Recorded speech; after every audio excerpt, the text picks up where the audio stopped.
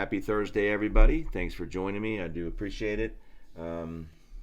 This is the Rob Scott Podcast. This is my 81st episode. I'm pretty excited about that. I can't believe it's been as long as it's been, and I'm just going to keep on going. I hope that you get something out of what I'm, talking about, and current events and things that's going on in the world and in our country. I don't know if you've been listening to the news or the weather, but this last, like Tuesday into Wednesday, there was supposed to be this huge storm that's supposed to, lay out like 12 to 18 inches of snow, Salt Lake, and then it was all the Salt Lake, and then it was supposed to move more to the Midwest and go up to like Massachusetts and stuff and cause all kinds of havoc and travel problems and air flight delays and things like that. Well, we got hit with it last night. It started around, midnight last night. It was raining and everything prior to that. But I woke up this morning. I was kind of hoping that we'd have the day off because the Price Canyon it's just disastrous when you're driving in. A lot of trucks, semi-tractor trailers are always, traveling that route. And it's a main route, actually. It's a very dangerous stretch of road and everything. And so I was kind of hoping that it would snow so hard that they would just call us and say, hey, don't come in, don't worry about it. But they didn't. So I got up this morning and like normal, got in my car and drove over to the hub, and my truck was loaded and everything. I finished loading, and but there were there was a whole fleet of trucks that weren't going out because they were going in some really dangerous areas and really snowy areas. And so they told their drivers they weren't going to go. And usually if they don't go, we don't go, because we have about an hour and a half drive through Price Canyon, which is you go through up to the summit, and it's just a disaster. Anyway, we kind of waited around a little bit, and lo and behold, we're going to go. All right, so we're going to go. So we get in our trucks and we start taking off, and we get into Spanish Fork, which is kind of like prior to the mouth of the canyon, and it's coming down in buckets, right? It's just coming down really bad. And then they have these lighted traffic signs that kind of like warning signs, if there's accidents and things like that. And we get there, and there's three other people behind me, and they're in bigger trucks than I am, and they're kind of like fishtailing and stuff, and it's like not looking really good. Anyway, and my windshield wiper started acting up on my driver's side, and it was all kind of like thrashed up and loose and everything. So I wasn't real too happy about it. Anyway, but I saw this this sign that says all vehicles need to chain up. Well, usually it's just tractor trailers, 4x4s and massive trucks that are chaining up to get through the canyon, and you're just seeing these lines of tractor trailers who are pulled over, and the guys are out, putting their chains on their wheels and things like that. And I said, there's no way in this world that we're gonna make it. So I text my boss and let him know what's going on, and he says, well, let me take a look, because they have cameras. The UDOT has cameras all the way through the canyon at different points and everything. He says, yeah, let's turn them around. So we turned around, just in the mouth of the canyon. We were able to get turned around pretty safely, and we came back with our loaded trucks and everything. One guy got through, but he went really early. But I got back about 10 o'clock. And it's been a nice day to kind of have a nice day to relax, and here I am doing my podcast, and I'm excited about that. I can get it done early and get it out to you guys post haste. This last week, there was a story that kind of hit home with me, and sorry about that. I'm getting the emails here, and that's that little noise you hear. Anyway, there's a story that kind of hit home with me, and I don't know if you read it or not. This is from I think this is from NBC or CBS or something like that. They're U.S. News. I don't know if you heard about this, but the the songwriter and husband of country singer Kellie Pickler had died at 49, and they got pictures of this guy. He looks really young. Of course, everybody looks young nowadays, to me.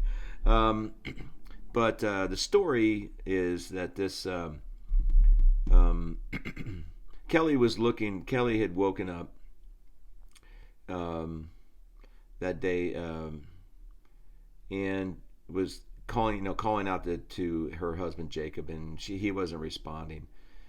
She walked around the house looking for him, and with her personal assistants, and they weren't able. They went to this one room where they weren't able to open up the doors. So they called 911 for assistance, and when the police got there, um, they found that her husband Kyle had shot himself, committed suicide. Um, they'd been married since 2011, and I don't know if you know who she is. She was on the American Idol. I think like the fifth or sixth season or something like that, and she didn't finish in the top three, but um, she's been working in the country music industry and finally has um, a couple of songs out now that they've been released, and she's working on an album. But it was really a sad story to hear. This guy is 49 years old. He seems to had been working. They just got done doing a docu comedy series. I Love Kellie Pickler in 2015, 2017, and he had been writing some music for some different country music artists and things like that. And it seems like he was like, you would think that you're happy, and I'm sure it does. The article doesn't go into a lot of detail about it, and I guess I'll wait and see what happens, um, and if he left any kind of note or text or anything like that as to why he was doing what he did. But it's so sad, and it really stirred a lot of emotions in me. And I haven't talked to a whole lot of people about this except for some really close friends and family. But and listen, I'm not a therapist, and I don't pretend to be a therapist. I just know what I've gone through in my life, and all of you know, I went through a divorce about 2.5 years ago. That took me by surprise. It just blew me away, and it really sent me spiraling into a lot of questioning, a lot of depression and things like that for a little while.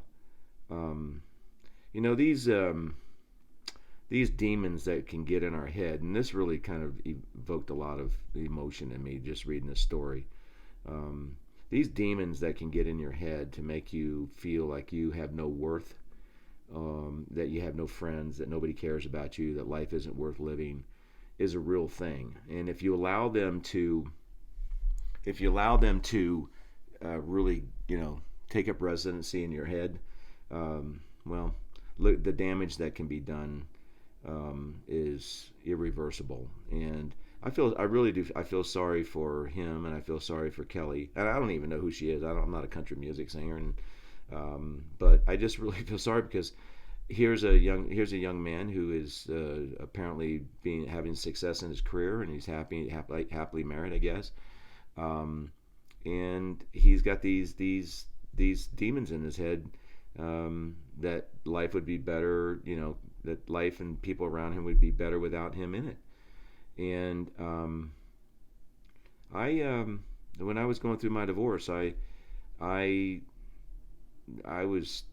guess I was skimming on that depression, kind of like unbelief. My marriage has fallen apart. My wife is looking at me, telling me she doesn't love me anymore. She doesn't want anything to do with me anymore. She wants to be single. She wants to go out and enjoy single life, and she doesn't want anything to do with the church anymore. She doesn't believe in it, and it was just something that was very tragic to me. And I luckily I had number one, my people at church, and my family and my friends who noticed something that was wrong with me because I would post a few things on Facebook. And um, one of the things I posted, and I think I shared this when I first started my podcast, um, that I had been praying a long time, and I just wasn't getting any kind of answers or reasons why, or anything like that. And it was getting to be really frustrating for me. I wasn't getting any answers, and I'm not a perfect guy. I make my mistakes. I'm a sinner just like everybody else is, and I have my weaknesses. But all in all, I try to live a pretty decent life. And anybody that knows me, um, would say the same thing, that he's a good man. I try to be a good father, and I thought that I was being a good husband um, to my wife, and it turns out that she didn't want what I was offering. And we'd been married for 12 years, known each other for 13 or 14 years, and she didn't want what I had to offer, and it just really hurt me. And when she told me that she wasn't in love with me anymore, it just my heart just I felt like my heart was coming out of my chest, and it was just like confusing. And then of course, with from there, it kind of everything kind of spirals, and a lot of mental games and emotional games are played back and forth. And I was just really in a bad spot for a while. I reached out to on Facebook. I don't know why, but I did. I have a very I don't have a lot of friends, and I keep it that way.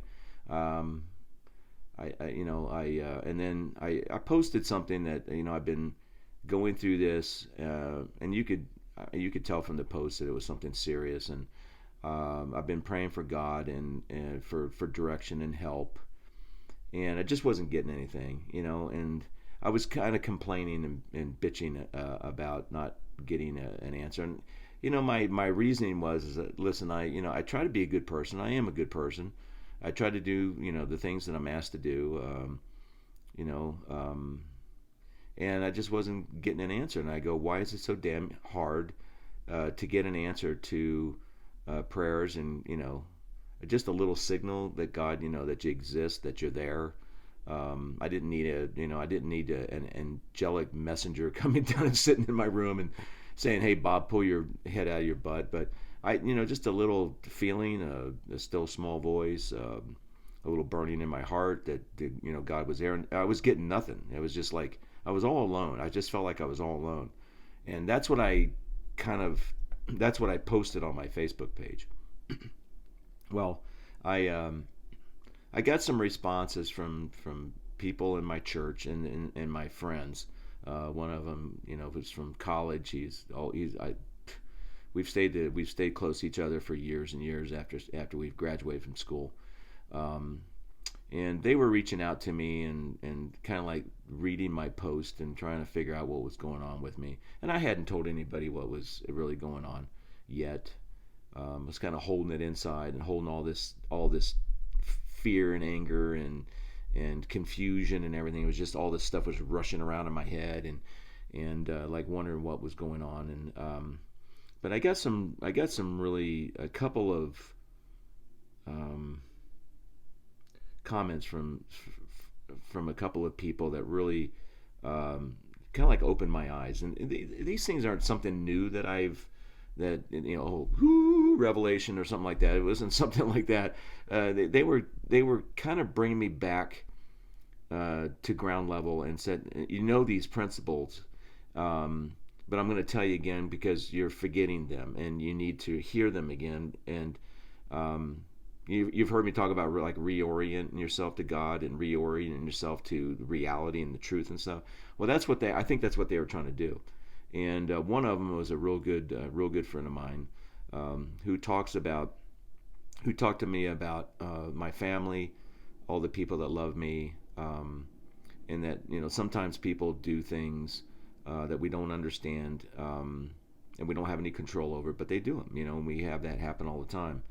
And I got a couple other comments from people that were in my church and who had moved away, and they were privately messaging me saying, "Hey, I've noticed a few things in her, her Facebook posts that have really caused me concern, and it seems to me like that is maybe what's going on with you, and you're having some difficulties in your marriage. Um, and they were very helpful. Comments and things like that. They just weren't, oh, hang in there, bro, and stuff like that. They were very detailed and very helpful comments. And then I got one from a gentleman of mine who I served with in church. He was our stake president at the time, and his comment to me was very clear, and it wasn't very long, but he said that maybe the answers to your prayers are in the comments. You have some really, really close friends, Bob, and maybe you ought to read those again, because I think maybe the answer to your prayers is coming through your friends. And so I did. I took his advice. I started reading those over again, and he was 100% on the right on the button.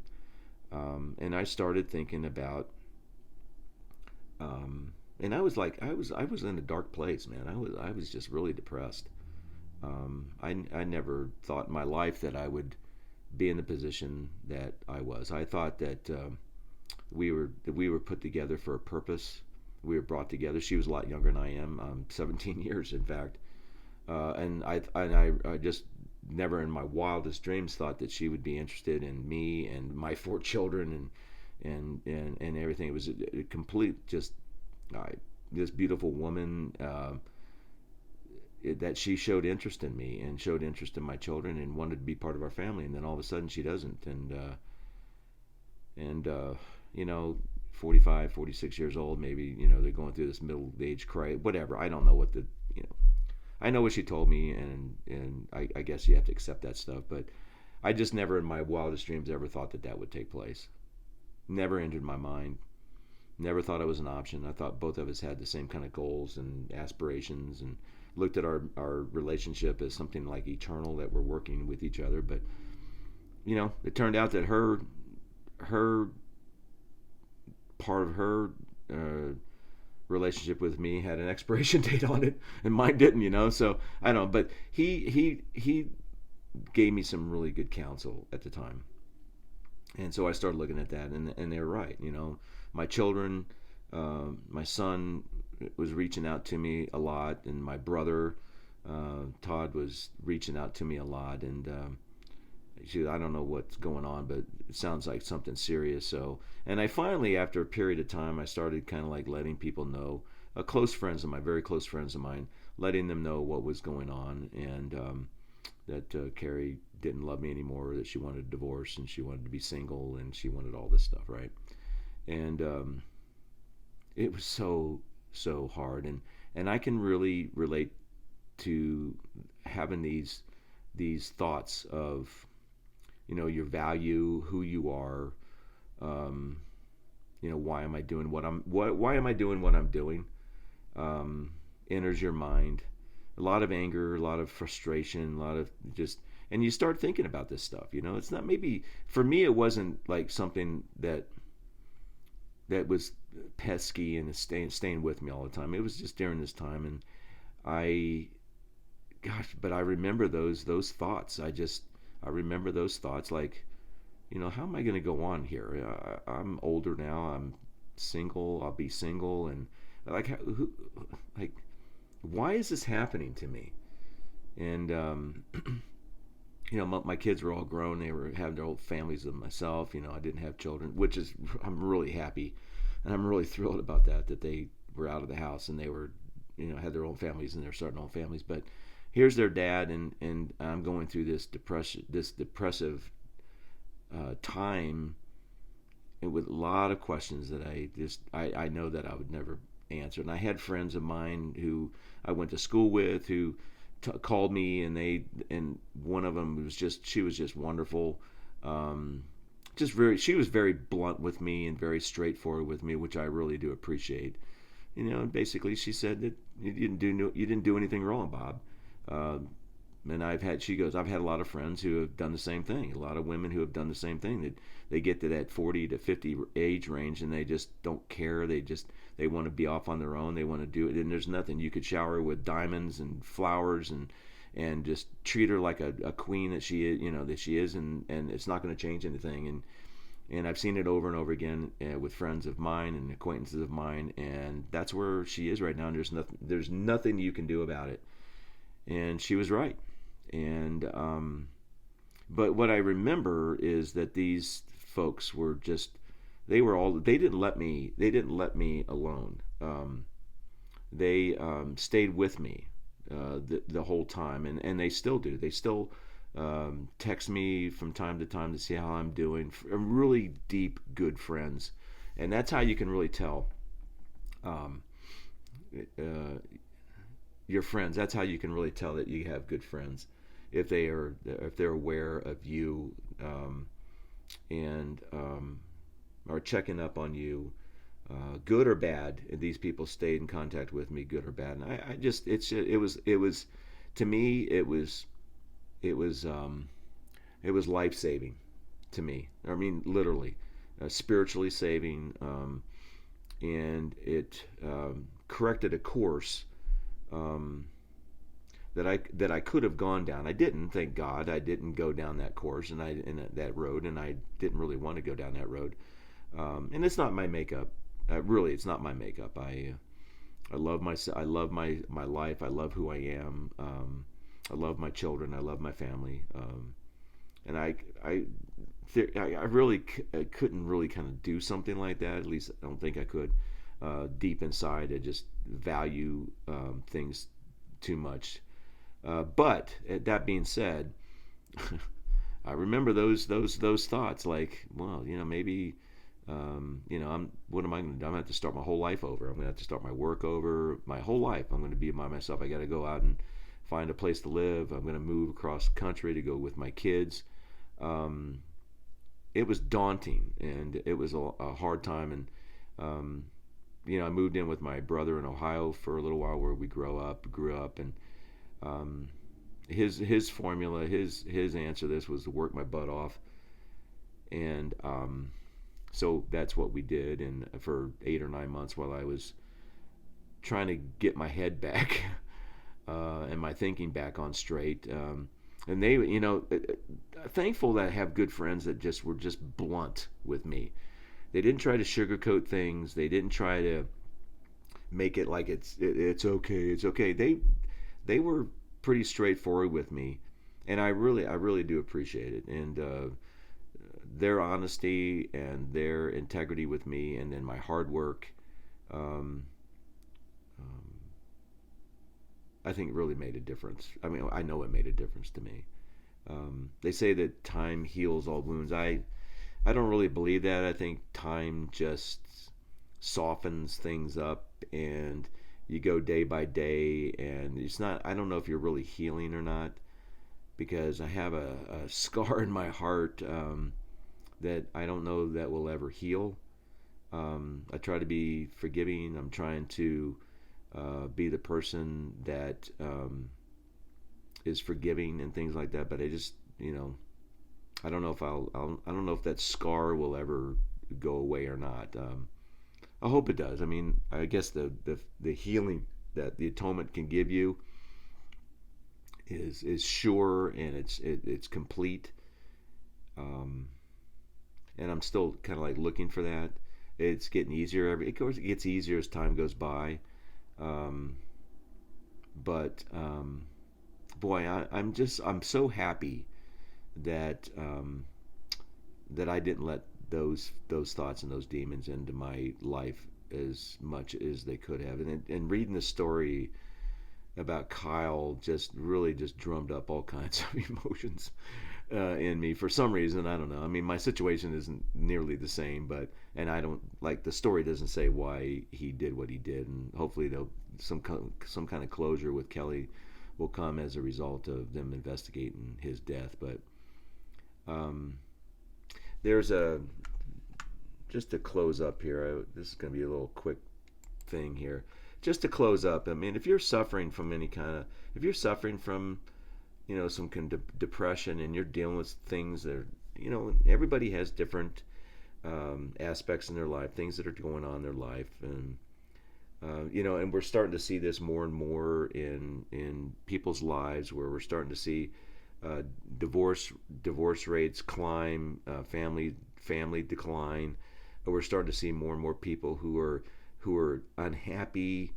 I mean, statistics are showing, especially in our youth, that statistics are showing that the kids today are unhappy.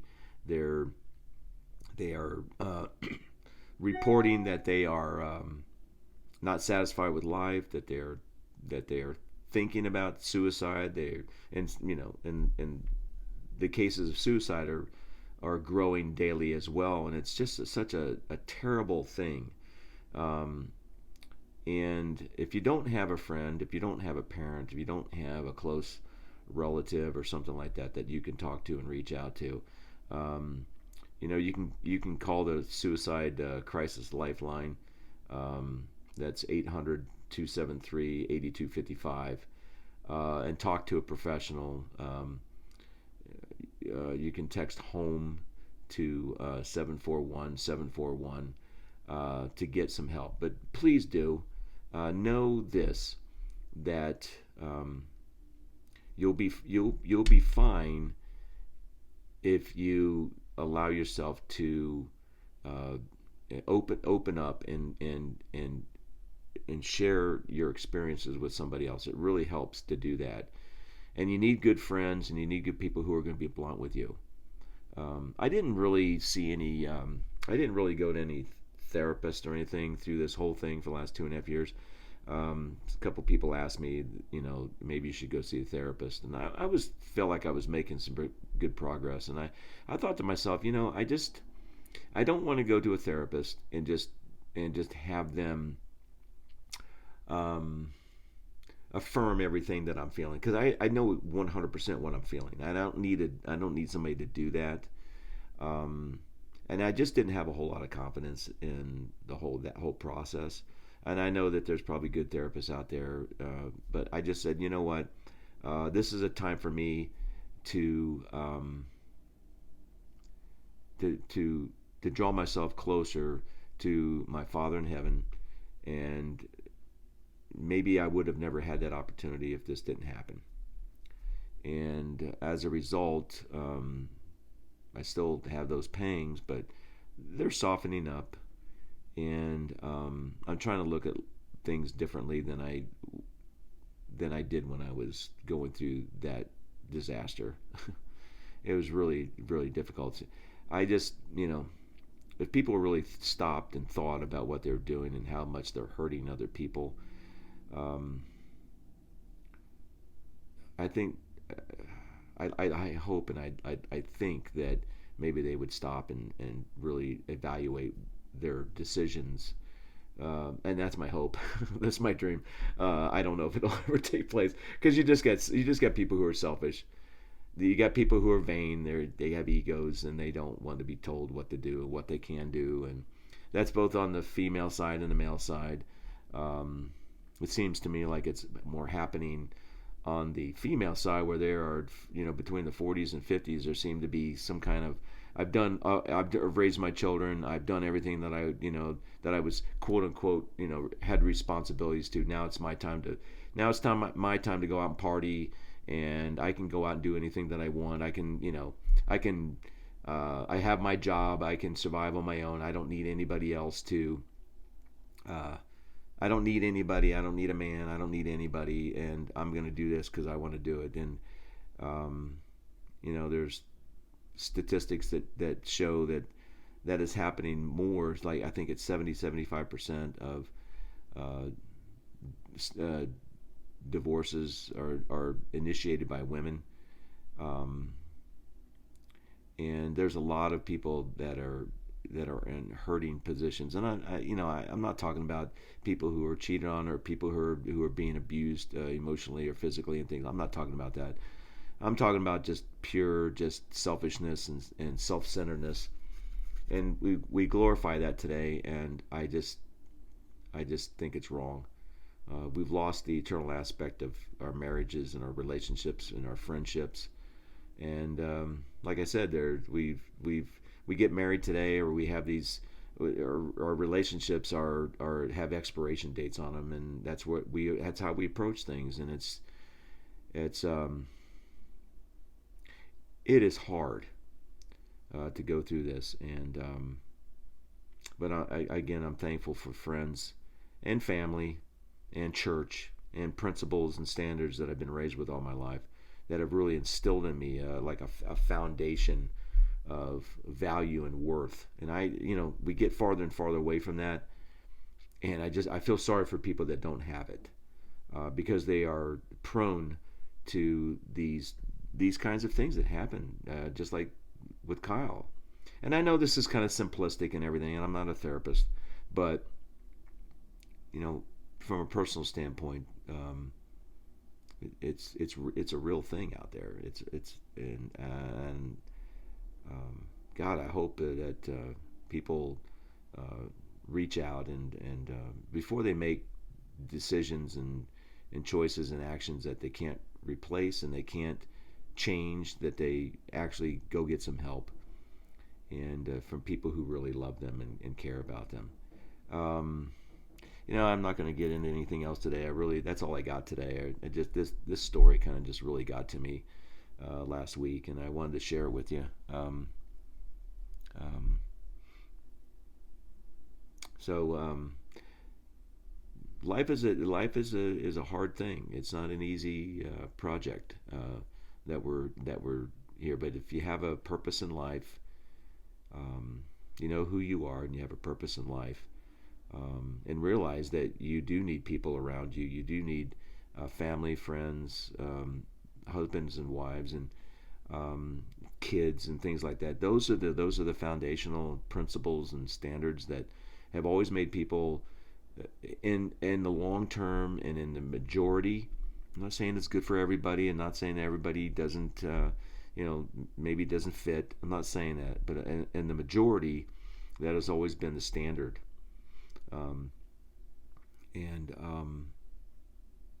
That I guess that's all I got to say. So thanks for listening. If you like what I had to say, please let me know. Give me 5 stars on Spotify and Apple and whoever you listen to, and please, if you got any comments, I'd love to hear them. Please drop me a email at rob@robscottpodcast.com. If you want to share this, you can go to my website. All of my podcasts and the episodes are there as well at robscottpodcast.com. Again, thanks for listening. Here in Utah, stay warm, stay dry, because there's a lot more snow coming. If you're back east and you live up in the northeast, stay warm and dry, because it's coming your way and it's going to be a nasty one. So take care. Thanks for listening. That's all I got. Bye.